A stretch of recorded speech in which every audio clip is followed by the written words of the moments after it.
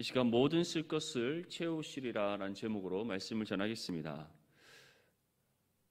공자가 쓴 논어에 보면 과유불급이라는 사자성어가 나옵니다. 모든 사물이 정도를 지나치면 미치지 못한 것과 같다라는 뜻을 가지고 있습니다. 다시 말해 어떠한 일에서든지 또는 어떠한 것에서든지 좌로나 우로 치우치는 것이 아니라 또는 과하거나 모자라는 것이 아니라 항상 중도를 지킬 수 있어야 됨을 뜻합니다. 우리의 삶에서 보면 이러한 일들을 많이 겪게 됩니다. 아무리 좋은 일이라 할지라도 그것에 대한 열정이 과하게 되면 일을 그르치게 됩니다. 아무리 몸에 좋은 음식이라 할지라도 그것이 과하게 되면 오히려 몸에 이상이 일어나게 됩니다. 반대로 아무리 우리에게 좋은 기회가 왔다 할지라도 그것을 우리가 바르게 활용하지 못한다면 차라리 그 기회를 가지지 못한 것보다 못할 경우가 있습니다. 또는 우리가 음식을 제대로 섭취하지 못할 경우 오히려 그것이 우리의 몸에 필요한 영양을 제대로 공급해 주지 못함으로써 우리의 건강을 해치기도 합니다. 이처럼 우리의 삶에 있어서 모든 분야에 중용을 하는 것, 중도를 지키는 것, 우리가 중심을 바르게 지켜서 과하지도 않고 모자라지도 않도록 언제나 균형을 잘 이루어감이 정말 중요하다는 것을 우리는 경험하며 살아가고 있습니다. 예전에 저의 한 경험을 말씀드리겠습니다. 저는 음식에 대해서 특별히 욕심이 없습니다. 그런데 한 번씩 제가 좋아하는 그런 음식을 먹게 될 때 많이 먹지 못하지만 과하게 먹는 그런 경우가 있습니다. 저는 회를 굉장히 좋아합니다. 그래서 예전에 사역하던 교회에서 하루는 담임 목사님께서 교역자들을 이제 연초에 힘을 내서 함께 올해를 열심히 하자 이런 마음으로 밀락동에 가서 회를 사주신 거예요. 그러니까 모든 교역자들이 함께 회를 먹었습니다. 그런데 담임 목사님만 제외하고 나머지 모든 부교역자들이 그날 노르바이러스에 걸린 거예요. 특별히 평소보다 더 많이 먹었던 저는 음식을 먹고 교회에 도착하는 그 순간부터 이제 위에서부터 탈이 나기 시작한 겁니다. 위로는 위로 여러 가지 많은 것들을 쏟아내고 밑으로는 밑으로 많이 쏟아내기 시작한 거예요. 그 이후로 제가 한 일주일간 병원을 다니면서 약을 먹고 몸을 치료했던 적이 있습니다. 이처럼 특별한 경우이긴 하지만 우리가 아무리 내가 좋아하고 또 몸에 좋은 것이라 할지라도 그것이 과했을 경우에는 몸이 탈이 나기 마련입니다. 과유불급이라는 것, 이것은 우리의 일상의 삶에만 적용되는 부분은 아닙니다. 우리의 신앙의 삶에서도 마땅히 적용되는 부분임을 알 수 있습니다. 오늘 마지막 빌립보서의 이 본문 말씀은 사도 바울이 우리에게 전하는 또 다른 하나의 중요한 권면의 메시지이자 또는 그의 삶의 경험을 우리에게 전하고 있습니다. 모든 그리스도인들은 하나님으로부터 구원받기 이전에는 죄 아래 갇혀 살아가고 있었습니다. 우리가 죄 아래 갇혀 살아가고 있다는 것은 우리의 죄로 인하여서 하나님과 우리의 관계가 단절되어 있는 상태. 그래서 우리는 스스로 하나님을 잊어버린 채 이 땅에 눈에 보이는 것, 손에 만져지는 것, 몸으로 경험되어지는 것, 즉 우리의 모든 오감을 발동시켜서 눈앞에 보이는 이 세상에 속한 것에 얽매여 살아가고 있던 존재들이었습니다. 당연히 하나님을 찾지 않습니다. 하나님을 구하지 않습니다. 하나님을 알려 하지 않습니다. 오롯이 육신의 배부름을 쫓고 살았고 이 땅에 소망을 두고 살아갔던 것이 구원받기 이전의 모든 사람들이었습니다. 그리고 지금도 여전히 하나님을 알지 못한 채 이 땅 가운데 살아가고 있는 많은 사람들은 세상에 얽매여 살아가고 있습니다. 이 땅에 속한 모든 것이 전부인 것 마냥 그들은 생각하며 자신의 육신의 배부름을 우상으로 삼고 오직 이 땅에 속한 것만을 추구하며 살아가고 있습니다. 그러한 우리에게 하나님께서 찾아오셨습니다. 하나님께서 왜 우리를 찾아오셨는가? 성경은 단 하나의 진술만을 전합니다. 하나님께서 이 모든 세상을 창조하시기 이전에 우리를 구원하시고자 구별되게 선택하셨기 때문이다. 그것이 하나님의 선하시고 기쁘신 뜻이다라는 그 말씀만을 우리에게 전할 뿐입니다. 하나님께서는 자신이 세우신 인류의 모든 역사의 크로노스 시간 가운데 각 성도 한 사람 한 사람을 부르시고자 정하신 그 카이로스 시간대에 우리를 찾아오셨습니다. 그리고 우리에게 복음을 듣게 하시고 복음을 듣는 가운데 예배하시 믿음을 주셨습니다. 하나님께 주신 믿음으로 우리는 예수 그리스도를 우리의 구주로 믿고 영접함으로써 구원받게 되었습니다. 이 구원의 은혜는 여러 가지 많은 은혜들이 있습니다. 죽음에서 생명을 얻게 된 것, 죄인에서 하나님의 자녀로서의 신분이 바뀌어진 것, 하나님 나라의 권세를 부여받은 것, 무엇보다 이 땅에서의 모든 삶을 마친 이후에 영원한 하나님 나라에서 영원한 삶을 사는 것, 무엇보다 궁극적으로는 완성된 하나님의 나라에서 영과 육이 완전히 회복된 하나님의 형상으로 영원토록 영광을 누리는 것, 그것이 구원과 함께 우리에게 주어진 모든 하나님의 은혜입니다. 이것을 사도 바울은 에베소서 1장 말씀에 하늘에 속한 모든 신령한 복이다라고 우리에게 표현하고 있습니다. 그런데 구원은 단순히 우리가 새로운 생명을 얻어 새 삶을 살아가는 것만을 뜻하지 않습니다. 이것보다 더 중요한 은혜가 우리 가운데 있음을 우리는 기억해야 됩니다. 그것은 바로 우리의 삶의 주인이 우리 자신에서부터 하나님께로 바뀌어졌다는 겁니다. 더 이상 우리 스스로가 우리의 삶의 주인으로 인식하고 살아가는 것이 아니라 우리의 구주 되시는 예수 그리스도, 또한 그를 이 땅 가운데 보내셔서 우리를 구원하신 하나님께서 우리의 삶의 주인이 되어 주셨다는 것.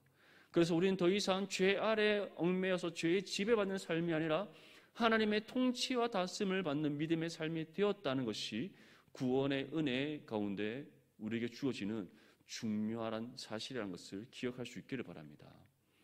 사도 바울은 그러한 부분에 있어서 우리에게 중요한 메시지를 전합니다. 그것은 바로 우리 삶의 주인 되시는 하나님께서 우리의 모든 쓸 것을 채워주신다는 겁니다. 주인은 종의 모든 필요를 채워주는 것은 마땅합니다.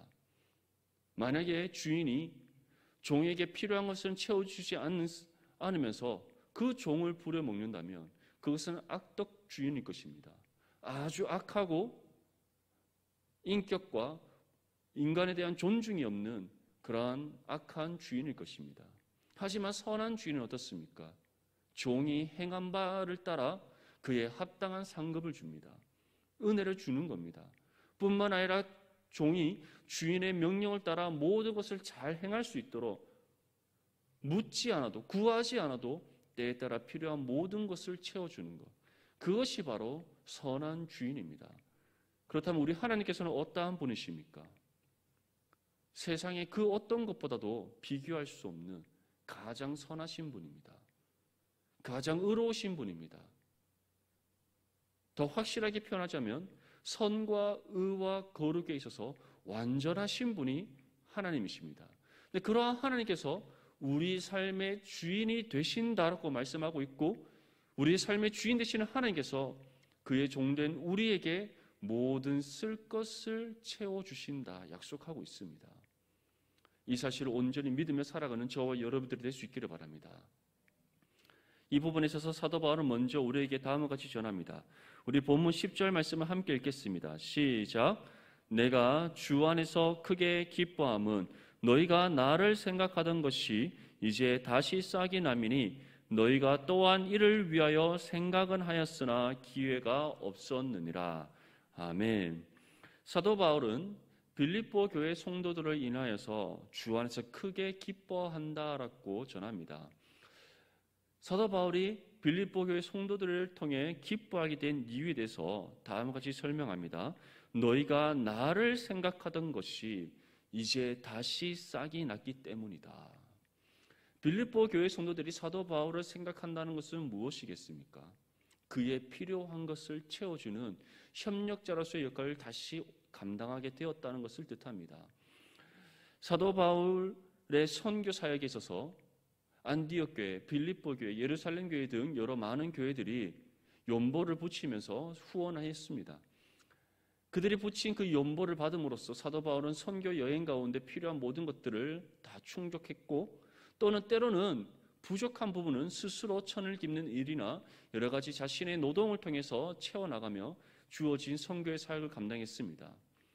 빌립보 교회 또한 사도 바울의 선교 사역을 돕는 한 교회로서의 역할을 잘 감당해 왔습니다. 그런데 지금까지 우리가 빌립보서를 함께 살펴봤던 것처럼 빌립보 교회가 더 이상 사도 바울의 사역을 도울 수 없는 어려움에 처하게 되었던 것이죠. 외부로는 로마로부터 압박과 박해를 받게 됩니다.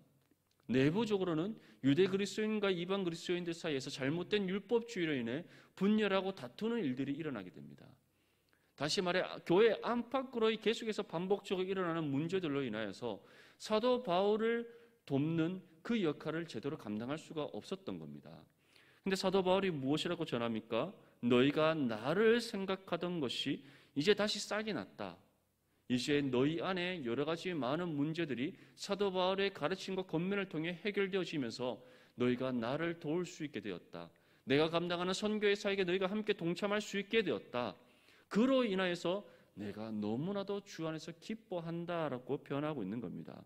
그리고 다음과 같이 우리에게 전합니다. 너희가 또한 이를 위하여 생각을 하였으나 기회가 없었다. 다시 말해 그들이 교회 안팎으로 일어나는 모든 문제들로 인하여서 사도 바울을 돕는 그 협력의 사역을 아예 모두 잊어버렸던 것은 아닙니다. 생각을 하고 있었으나 그 모든 상황이 여의치 않아 할 수 없었던 것이죠. 하지만 이제 그들이 할 수 있는 기회가 다시 찾아온과 동시에 그들은 망설이지 않고 사도 바울의 협력자로서의 역할을 온전히 감당하고자 결단하게 되었던 겁니다. 여기에는 단순히 사도 바울에게 선교 헌금을 보내는, 연보를 보내는 일만이 속해 있지는 않습니다. 사도 바울의 모든 선교 사역에 있어서 그들이 기도로서 후원하고 물질로서 후원하고 때로는 에바브로디도와 같은 동력자들을 통해서 그 선교 사역을 돕는 그 모든 총체적인 역할들을 이제 다시 감당하고자 그들이 뜻을 정하고 결단했다는 것을 전하고 있는 것이죠. 사도 바울은 이 일로 인하여서 주 안에서 크게 기뻐한다라고 우리에게 전하고 있습니다. 이것이 우리에게 주는 메시지가 무엇이겠습니까? 우리가 주어진 신앙의 삶에서 어떠한 상황과 형편 가운데 있다 할지라도 항상 우리는 가장 먼저 하나님의 나라와 의를 구해야 된다는 겁니다. 우리에게 주어진 복음의 사역을 믿음으로 감당해야 된다는 겁니다. 우리가 서로 함께 협력하여 하나님의 선한 일들을 우리가 해낼 수 있어야 된다는 겁니다. 이것이 먼저는 하나님께 영광이요 또한 우리가 주 안에서 가장 크게 기뻐할 수 있는 일이라는 사실을 기억할 수 있기를 바랍니다. 이어지는 말씀에 사도 바울은 다음과 같이 전합니다. 본문 11절에서 13절까지 말씀 함께 읽겠습니다. 시작. 내가 궁핍함으로 말하는 것이 아니니라. 어떠한 형편이든지 나는 자족하기를 배웠노니 나는 비천에 처할 줄도 알고 풍부에 처할 줄도 알아. 모든 일 곧 배부름과 배고픔과 풍부와 궁핍에도 처할 줄 아는 일체의 비결을 배웠노라. 내게 능력 주시는 자 안에서 내가 모든 것을 할 수 있느니라. 아멘. 우리는 사도 바울이 빌립보 교회 성도들이 그를 돕는 일로 인해서 주 안에서 크게 기뻐한다라는 이 말씀을 통해 오해할 수 있는 부분이 있습니다. 사도 바울이 궁핍함에 처해 있다는 것, 또는 빌립보 교회 성도들의 도움이 절실히 필요하다는 것, 또는 그가 빌립보 교회 성도들로 인하여서 선교 후원금을 받기에 기뻐한다라고 오해할 수 있습니다. 하지만 사도 바울은 그 모든 오해를 종식시키기 위해 다음과 같이 우리에게 전하고 있는 겁니다. 내가 궁핍함으로 말하는 것이 아니다. 다시 말해 내가 너희로부터 연보를 받기 위해 선교 사역을 위한 헌금을 받기 위해 너희가 나를 돕는다는 일로 인해서 기뻐하는 것이 아니다라는 겁니다. 그것이 아니라 너희 마음속에 하나님을 향한 그 헌신된 마음, 예수 그리스도의 복음의 사역을 위해 다시 헌신하고자 하는 그 결단, 그 믿음의 결단과 그 모습이 진정으로 주 안에서 기뻐하게 되는 일이라는 것을 뜻하고 있는 겁니다. 결코 지금 사도 바울이 로마의 그 가택 연금 가운데 있고 여러 가지 많은 어려움과 또 궁핍함 가운데 있기 때문에 그들의 도움을 받는 일로 인해 기뻐한다는 것이 아니라는 겁니다. 오히려 그들이 스스로 하나님 앞에 헌신하고자 하는 그 믿음의 결단의 모습이 사도 바울에게 순수하게 주 안에서 기뻐하게 되는 일이다라는 것을 전하고 있는 것이죠. 그러면서 이어지는 말씀에 다음 것이 우리에게 전합니다.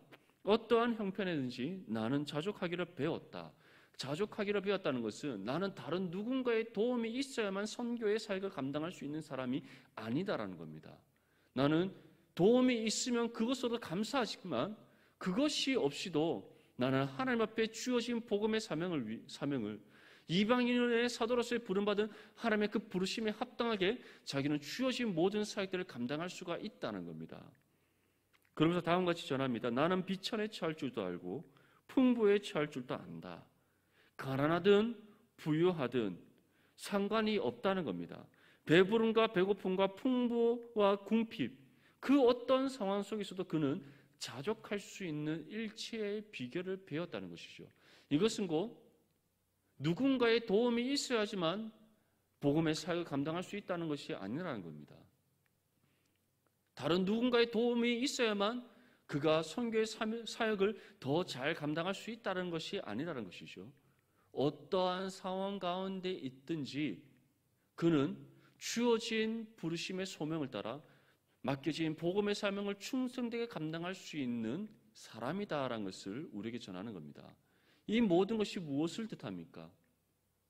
빌립보 교회의 성도들이 사도 바울의 선교 사역을 돕고자 하는 그 믿음의 결단과 헌신이 사도 바울에게 진정으로 참된 믿음의 은혜의 감동, 그의 마음속에 주 안에서 크게 기뻐하게 하는 순수한 하나님을 향한 은혜의 기쁨이 충만하게 된 사건이지, 결코 그들의 도움이 절실하게 필요하기 때문에 또는 그 도움을 받고자 그가 기뻐한다라고 가식적으로 표현하고 있는 것이 아니라는 겁니다. 그렇다면 사도 바울은 왜 가난하든 부하든 고난 가운데 있든 기쁨 가운데 있든 어떠한 상황과 형편 속에서도 주어진 복음의 사명을 감당할 수 있었습니까? 그 이유에 대해 마지막으로 다음과 같이 전합니다. 내게 능력 주시는 자 안에서 내가 모든 것을 할 수 있느니라. 다시 말해 나의 삶의 주인 되시는 하나님께서 내가 어떠한 상황 속에 있든지 내게 필요한 능력을 공급해 주시고 은혜를 주시고 도움의 손길을 베풀어 주셨기에 그가 모든 것을 감당할 수 있었다라고 고백하고 있는 겁니다. 사랑하는 성도 여러분, 우리에게 주어진 신앙의 삶이란 우리 스스로 살아가는 것이 아닙니다. 예수님께서 왜 계속해서 제자들에게 반복적으로 또 다른 보혜사인 성령을 너에게 보낼 것이다 라고 말씀하셨습니까? 우리가 구원을 받았지만 하나님의 자녀가 되었지만 여전히 우리가 죄악된 세상 속에서 살아가고 있고 육신의 연약함을 입고 있기에 우리의 스스로의 힘과 노력으로 또는 수고함으로는 결코 하나님 앞에 합당한 신앙의 삶을 살아갈 수 없기 때문입니다. 그렇게 우리는 하나님의 영이신 성령께서 우리에게 임하셔야 했고 그 성령의 능력과 도움을 받아야 하는 겁니다. 성령의 통치와 다스림이 없이는, 그의 능력과 도움의 손길이 없이는 우리는 주어진 신앙의 삶을 살아갈 수 없는, 하나님 뜻에 합당한 믿음의 삶을 살아갈 수 없는 너무나도 나약하고 연약한 존재이기에 성령께서 우리 가운데 임하셔야 했던 것이죠. 사도 바울도 동일하게 고백하는 겁니다. 그가 다른 누구보다 뛰어난 능력이 있기에 선교의 사역을 잘 감당했던 것이 아닙니다. 그게 어떠한 특별한 비결이 있었기에 그가 궁핍함에 있든 부유함에 있든 어떠한 상황과 형편 가운데 있든지 자족할 수 있는 일체의 비결을 배울 수 있었던 것이 아닙니다.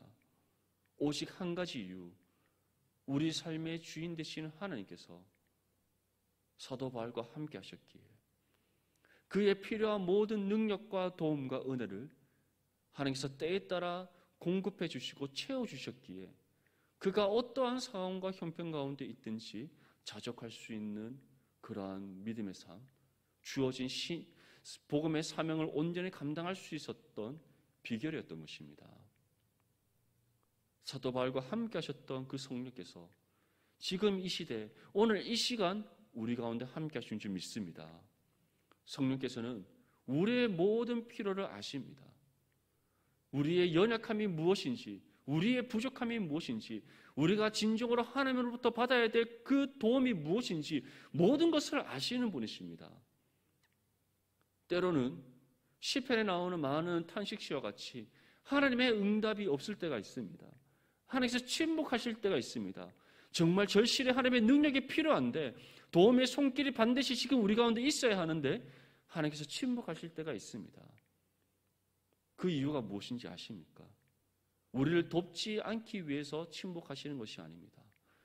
더 필요한 때가 있기에 하나님께서는 가장 정확한 때에 우리에게 모든 것을 공급해 주시기에 단지 그 시간 동안 침묵하실 뿐입니다. 우리의 편에서는 침묵일지 모르나 하나님 편에서는 하나님의 때를 기다리는 인내의 시간인 것입니다. 하지만 분명히 기억할 것은 하나님께서는 반드시 우리의 필요를 아시기에 때에 따라 그 모든 것을 공급해 주신다는 것. 그리고 하나님의 그 능력과 도움과 은혜의 공급을 통해 우리 또한 사도 바울과 같이 자족할 수 있는 일체의 비결을 배우며 모든 것을 하나님의 선한 모든 일들을 온전히 행할 수 있다는 것. 그것을 믿고 신뢰하며 주어진 신앙의 삶을 살아가는 저와 여러분들이 될 수 있기를 축복합니다. 우리 본문 14절에서 17절까지 말씀 함께 읽겠습니다. 시작. 그러나 너희가 내 괴로움에 함께 참여하였으니 잘하였도다. 빌립보 사람들아 너희도 알거니와 복음의 시초에 내가 마게도냐를 떠날 때에 주고받는 내 일에 참여한 교회가 너희 외에 아무도 없었느니라. 데살로니가에 있을 때에도 너희가 한 번뿐 아니라 두 번이나 나의 쓸 것을 보내었도다. 내가 선물을 구함이 아니요 오직 너희에게 유익하도록 풍성한 열매를 구함이라. 아멘. 사도 바울은 빌립보 교회 성도들을 향해 다음과 같이 전합니다. 너희가 내 괴로움에 함께 참여하였으니 잘하였도다. 사도 바울이 왜 괴로움이다라고 그가 지금 겪고 있는 모든 일들 또는 그가 행하고 있는 모든 사역들이 왜 괴로움이다라고 표현하고 있습니까? 실질적으로는 우리 영혼의 너무나도 큰 기쁨일지 모르나 우리의 육신의 삶에 있어서는 괴로움이기 때문입니다. 우리 디모데 청년들에게 한 번씩 제가 설교 때 하는 말이 있습니다. 왜 세상에 속한 사람들과 우리 그리스도인들의 삶을 비교했을 때 세상에 속한 사람들은 가만히 있어도 아무도 건들지 않는데 왜 우리는 그리스도인이라는 이유 하나만으로 세상 사람들로부터 주목받고 핍박받는지 아느냐. 더 분명하게 말해서 가톨릭이라든지 불교라든지 이슬람이든지 다른 타 종교는 그 누가 믿는다 할지라도 다른 사람이 뭐라 하지 않는데 내가 성당 다닌다고 해서 불교인이라고 해서 또는 내가 회교도인이라고 해서 다른 사람이 손가락질하거나 비난하지 않는데 왜 우리가 그리스도인이라고 말하는 그 순간부터 교회를 다니고 내가 신앙의 삶을 살아간다는 그 이유 하나만으로 왜 사람들은 우리를 주목하고 우리의 모든 모습을 일거수일투족을 살피면서 우리를 향해 비난하는 줄 아느냐. 이유는 한 가지입니다. 기독교를 제외한 그리스도를 믿는 그리스도인을 제외한 다른 모든 사람들에게는 복음의 진리가 없기 때문입니다. 오직 우리에게만 복음의 진리가 있고 그 복음의 진리를 붙잡고 살아가는 우리의 삶은 머리부터 발끝까지 말과 행동과 겉과 속과 모든 것이 세상과 구별될 수밖에 없기 때문입니다. 그렇기에 그들이 우리를 주목할 수밖에 없고 우리의 흠과 티를 발견하여 우리를 공격하기 위해 애쓸 수밖에 없는 겁니다. 왜냐하면 우리가 틀렸다는 것을 그들이 증명하지 못한다면 결국 자신들이 죄 가운데 있고 자신들의 모든 것이 다 죄악되다는 것이 확증될 수밖에 없기 때문입니다. 복음의 사역, 우리가 살아가는 신앙의 삶도 마찬가지입니다. 물론 하나님께는 영광이요 우리에게는 큰 은혜의 기쁨이지만 실질적인 우리의 삶은 고난의 연속일 수밖에 없습니다. 우리가 하나님 앞에 더욱더 합당한 신앙의 삶을 살아가면 살아갈수록 주어진 복음의 사명을 믿음으로 더 충성되게 감당하면 감당할수록 죄악된 세상이 거센 풍랑과 같이 거친 파도와 같이 우리에게 몰려오기 때문입니다. 우리를 무너뜨리기 위해 하나님 앞에 바른 신앙의 삶을 살아가는 것이 아니라 죄 가운데 휩쓸리도록 만들기 위해 주어진 복음의 사명을 감당하기보다 세상과 타협하며 살아가도록 만들기 위해 그들은 우리를 공격하게 되는 것이죠. 그런데 빌립보 교회 성도들은 이미 이전에 사도 바울의 선교 사역에 함께 동참했기에 이 모든 것을 알고 있습니다. 하지만 그럼에도 불구하고 이제 그들이 교회의 여러 가지 많은 문제들을 해결함과 동시에 다시 바울의 사역에 동참하고자 하는 이유가 무엇입니까? 왜 스스로 괴로움을 향해서 그들이 나아가고자 헌신하는 이유가 무엇입니까? 그것이 하나님의 뜻이기에, 그것이 가장 하나님께 영광된 일이기에, 그것이 그들의 삶에 가장 복된 일이기에 그들은 앞으로 당할 고난과 괴로움을 두려워하지 아니하고 헌신하며 결단하여 나아가게 되는 것입니다. 사도 바울은 다음과 같이 전합니다. 빌립보 사람들아, 너희도 알거니와 복음의 시초에 내가 마게도냐를 떠날 때에 주고받는 내 일에 참여한 교회가 너희 외에 아무도 없었느니라. 데살로니가에 있을 때에도 너희가 한 번뿐 아니라 두 번이나 나 있을 것을 보내었도다. 내가 선물을 구함이 아니다. 다시 말해 이전에도 다른 교회들이 사도 바울의 사역을 돕지 않을 때도 빌립보 교회는 자발적으로 바울의 사역을 도왔다는 겁니다. 그것이 한 번뿐 아니라 두 번이나 되었다는 것은 지속적으로 바울의 사역을 돕고 있었다는 것이죠. 하지만 그들의 교회의 안팎의 문제들로 인해서 잠시 중단되었다가 그것이 회복되는 순간 다시 그들이 스스로 바울의 사역에 동참하고자 헌신하고 있다는 겁니다. 이제 그들을 향해 사도 바울이 마지막으로 무엇이라 전합니까? 오직 너희에게 유익하도록 풍성한 열매를 구함이라.